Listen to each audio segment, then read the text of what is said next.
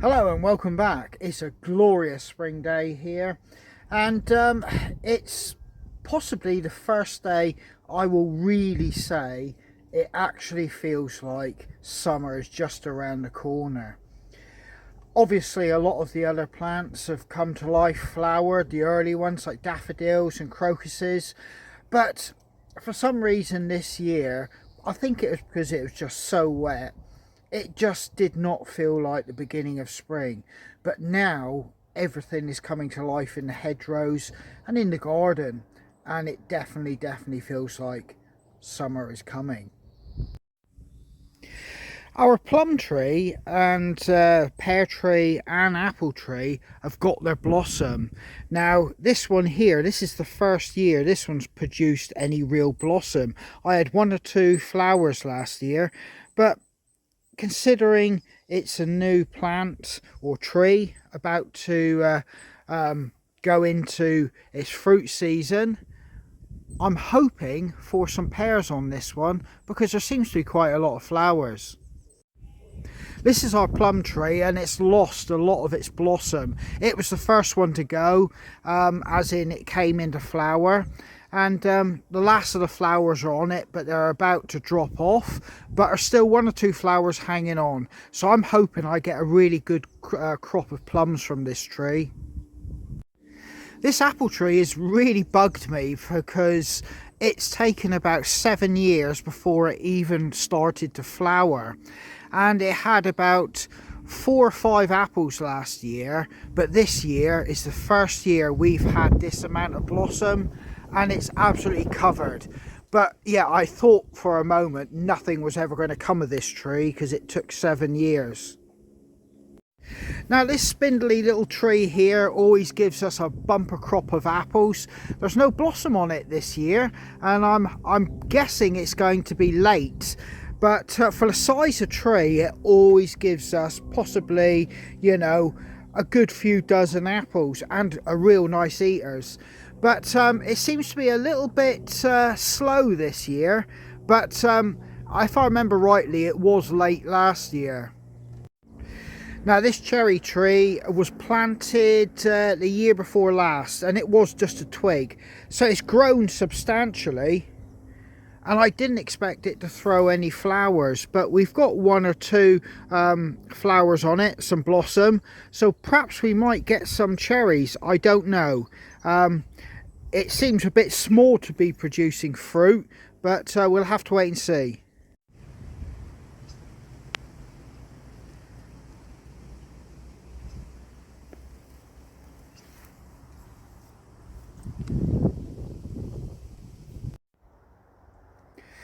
The contrast between the early spring and the mid-spring flowers are quite stark actually, because I'll show you the daffodils have actually all withered and pretty much died away, and the bluebells are starting to come through. In the woods, the bluebells are still waiting for a little bit more sunlight and warmth, but in the hedgerows and the verges which are getting sun, the bluebells are out in force. And here you are, there's a clump of bluebells there, and looking rather sorry and bedraggled. There's some daffodils now. All the flowers are pretty much you know, decayed and almost left the actual flower heads, and yeah, they've had their time. It's now full of bluebells. So for me as a hiker, I run into very big dense patches of ferns and bracken. Well, you can see it's just started to start shooting. It's got these curly little balls which unfold like a snail, and they then rise up to produce the ferns. Now it's a mixed blessing. I don't like to see all the dead bracken. It does look very wintry, but when this starts to shoot up, I know some of the footpaths I'm going to be on, I'm going to be bushwhacking. And there you go.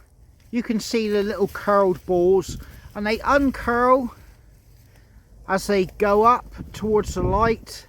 And then we get these lovely traditional ferns like they're almost like little miniature Christmas trees on the plant.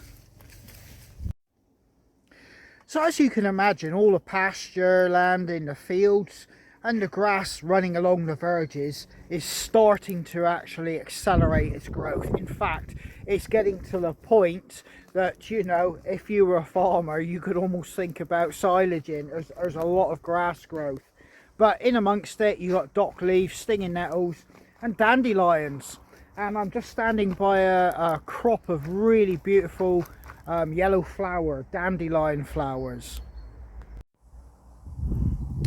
And there you go, I'm absolutely surrounded by a sea of them, and as common as they are, they really do throw up a really vibrant yellow, and against that blue sky it just makes you think of summer. Lazy days rolling around in grass with a picnic, surrounded by dandelions.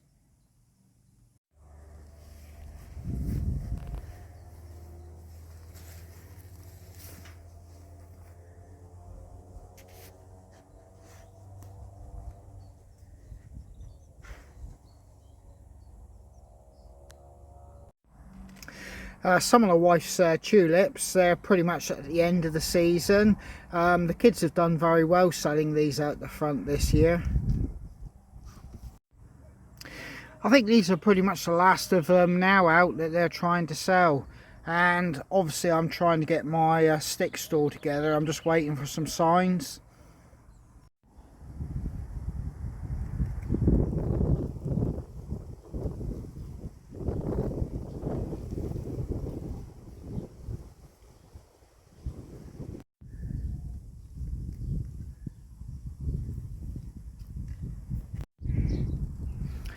I think the last of the snowdrops are clinging here because it's sheltered. The same as the last of the daffodils. Behind me, the hedge has been cut here, but in the field opposite there's a load of blackthorn and it hasn't been touched. It's quite tall, possibly about 16 to 20 feet tall, and it's covered in brilliant white flowers, which is typical of blackthorn, and it looks absolutely stunning.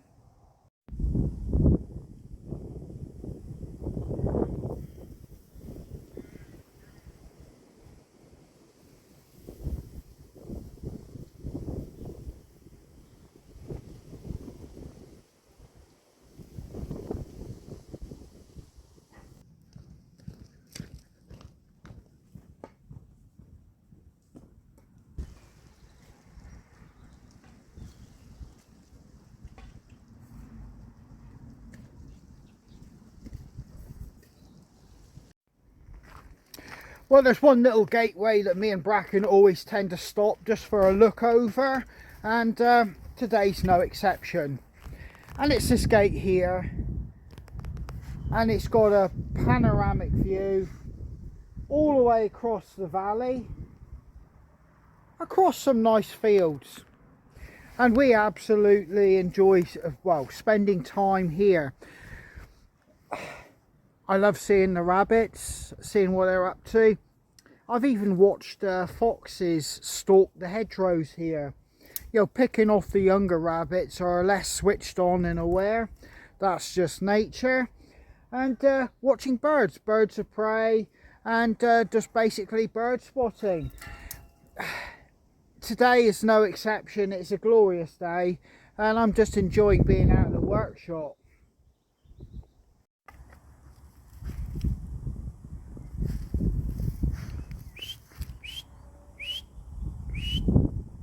Yep, yep, yep, yep.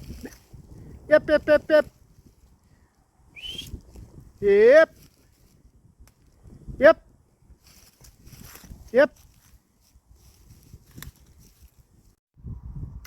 Well, some of the trees are already got their leaves out, and this mighty old beech tree behind me, as you can see, it's got its first flurry of leaves, and it's really nice to see that green against the blue of the sky. I really love that. That really does make you feel, you know, summery. Now there is a little bit of a wind, but it's not overly cold, and you know, it's just absolutely fantastic to be out in this. And you know, this is what it's about. I keep saying, you don't have to go and do what a lot of the what you see in the media, the TV, great grand gestures. Just a little walk outdoors, you know, in the countryside or in the local park, just to feel it, to soak it in. You can feel the change of the seasons, see what's happening with the plants, and you know, just watching just little animals like squirrels and rabbits. It is enough for you to feel connected to nature.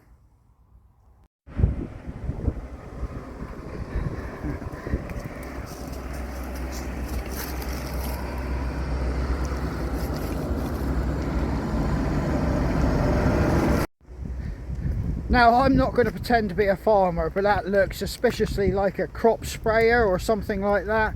And yeah, it's a clear indication, you know, crops, that's what's being thought about now. And you know, reminding me I've got to get my vegetable patch going. I'm late in the game with that. There's a little bit more wind here because I'm gaining a bit of elevation, but the field I'm walking in now, I did a video back along, can't remember which one, and it was a sea of mud all over my boots. Bracken was covered, but I'll let you have a look now. There you go. There's some crop or something planted here, I'm not sure what. Like I said, I'm no agricultural expert, but it's coming up, and it's helped by those glorious blue skies. So, you know, I am beginning to panic about my garden now. So we've only got a small little vegetable patch out the front of our house, and it's by no means, you know, makes us self-sufficient, but what it does do allows us to connect with where food comes from, how it's you know, grown. And you know, the kids absolutely loved it, harvesting the potatoes. We was out there one evening when we were getting them in, and the kids were like laughing and, you know, shout, "There's another one, Dad," every time I turned it over, look, the mud. And they loved it, and they were running around, you know, picking up the potatoes. And we did actually have enough to have some good square meals with, and it was just nice for the kids to understand the potatoes from the ground to their plate. Got a young lamb just taking a nap in the field, just having a relax in this sun.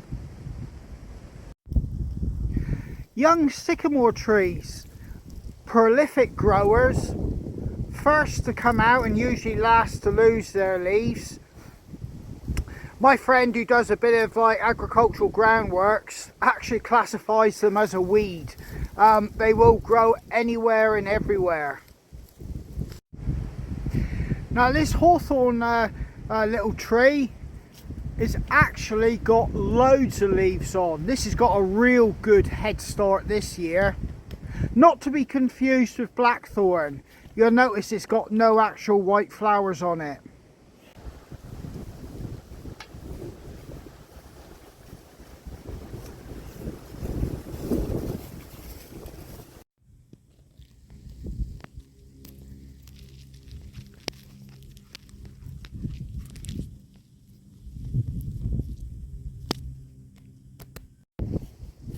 Right, here's the field, and the dandelion over there with its head of seeds. And here you go, freshly dug molehill with loads of those seeds already on top of that molehill. Big cluster of them. And that's the next generation of dandelions. Hey. We've got company again.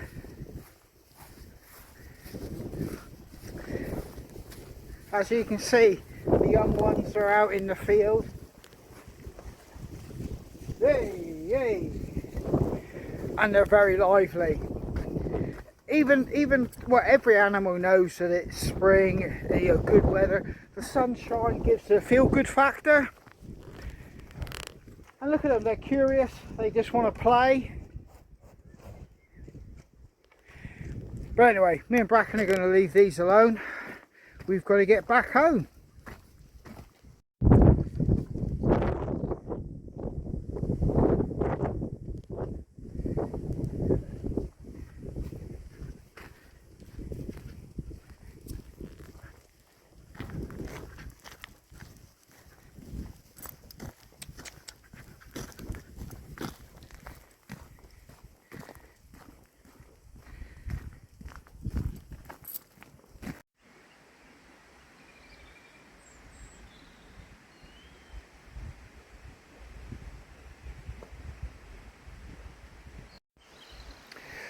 Well, in total contrast to what I was walking in the actual afternoon, this evening, and it's about 6:30 now, the temperature has massively dropped off.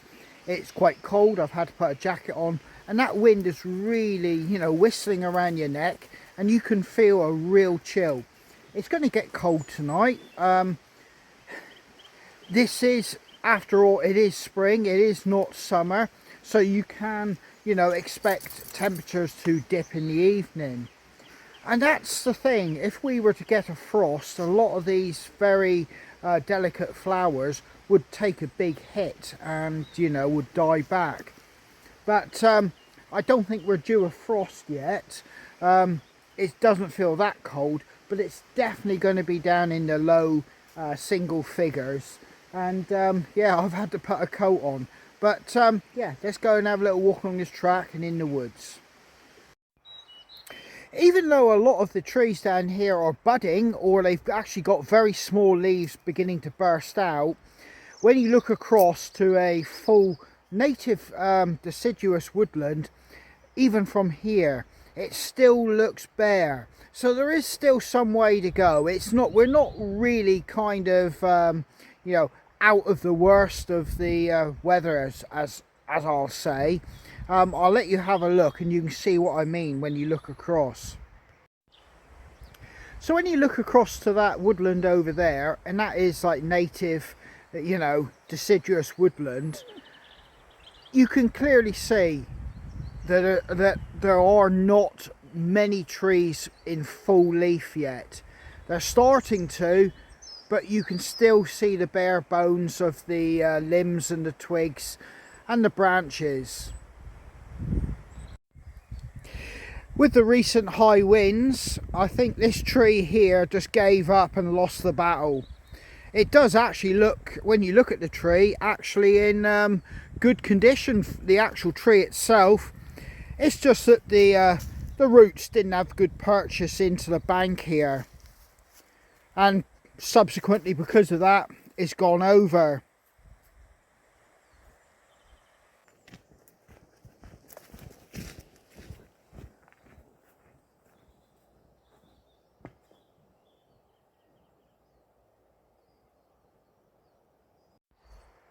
You can see the bracken that's died off there is like tinder dry, and the new growth is coming up beside it. I'll show you.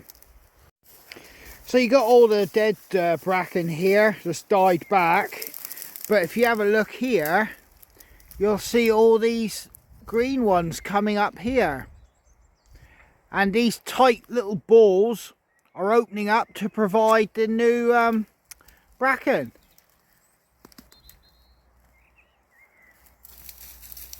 And there they are. And that's the new cycle. There's one there, still in a ball. But you can see a new one there. There's a nice cluster of primroses there that's made a home on a dead tree trunk. Life will find a way somehow. Now, I actually chose to come down here actually because it's in the bottom of a valley, and there'd be, you know, less wind, but obviously less light, and we are not far enough into the end of spring, summer to have, you know, that full, you know, glorious evenings of light yet. You still have to be mindful. That's just a given if you're outdoors. You know, whether you're working outdoors or using it as the outdoors for recreation, you know, we still haven't got that full summer spectrum of light and time on our side yet.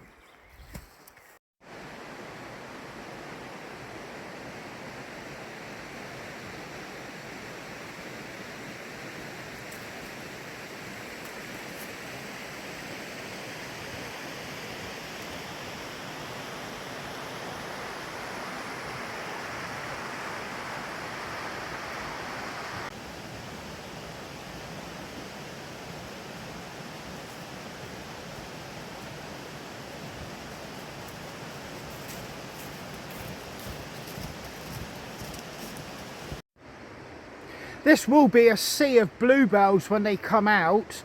You can see they're all waiting to burst when the sun and the warmth comes through. There are just a few that are coming up early. They're not quite ready to come yet, but some are just chancing it. And they're right on a deer trail, as you can see, making its way up through there. I'm surprised they're still here, they haven't been eaten. When I break a piece of wild garlic off, you can really smell it. That's really pungent, and there are patches of it all the way along here. It will become more stronger as we go into the spring. God, it's all over my hands now. But, you know, as we go more into summer, it will become more intoxicating, the smell, particularly if you're walking through it and you're crushing it. You know, you get this real big waft of this garlicky, kind of oniony smell. I suppose the theme, you know, of, you know, the onset of summer through, basically we're transiting through spring, you know, it's all about the beginnings of new life. But ultimately, if you look there, a pigeon, I suspect, didn't make it through to breeding season and has ultimately become food for something else to go on and survive.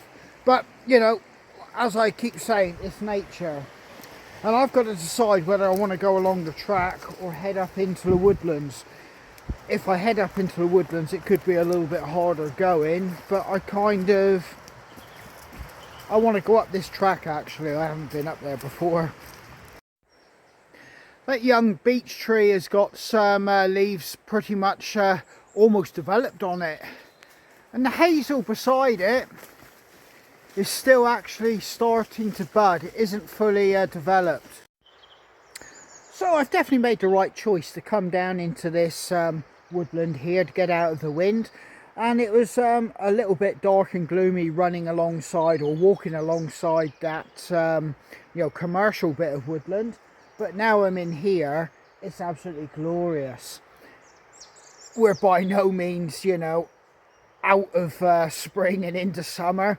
All that's happening is the pioneer trees and plants are beginning to try and beat the others to the race of like summer, and basically, you know, the race for life.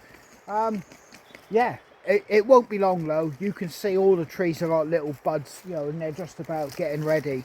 But me and Bracken are going to choose another track and see if we head up or sideways. I'm not going down yet.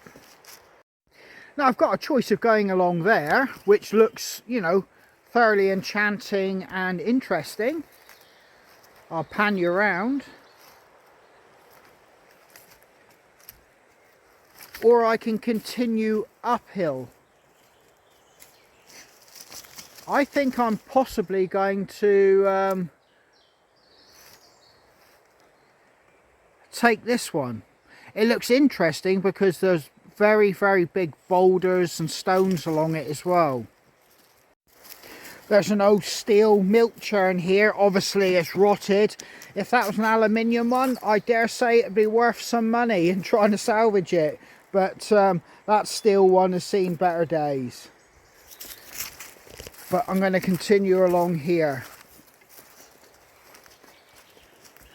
You can see that one snapped right there.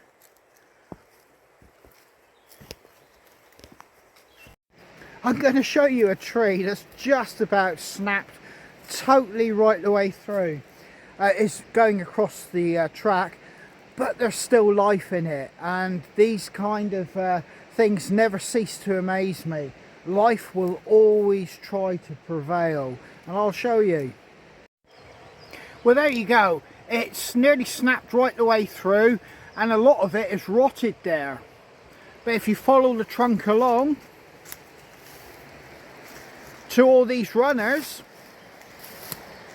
you can see they're throwing leaves. You just wouldn't believe it, would you? The condition that's of that snap up there, you would, in the dead of winter, you would think that this is totally gone. There's no life. But look at it. It's still producing leaves. It wants to live. Well, I'm going to have a little bit of a ramble a minute with my thoughts, and that is just recently, the last couple of days, I've heard of somebody, not a close friend, but somebody I know of, a few years younger than myself. We're at the same school, has had an illness, basically a heart condition, has had to have a pacemaker fitted. Now, he is, you know, a landowner and is extremely wealthy, but, you know, that did not stop or, you know, avoid what happened to him. And it got me thinking that, you know, we've all got a finite number of days, hours and minutes on this planet, and we should soak up everything that we can, experience everything that we can. And that doesn't mean you have to do it, you know, you can't because you're not wealthy or anything like that. It just like me being out here, there's only so many winters, summers, springs and autumns that we have, so I'm going to soak all this up, enjoy it, you know, feel the moment. It's nature, it's where we came from, it's where we will return, and yeah, I'm just going to, you know, try to enjoy it that little bit more for what it is.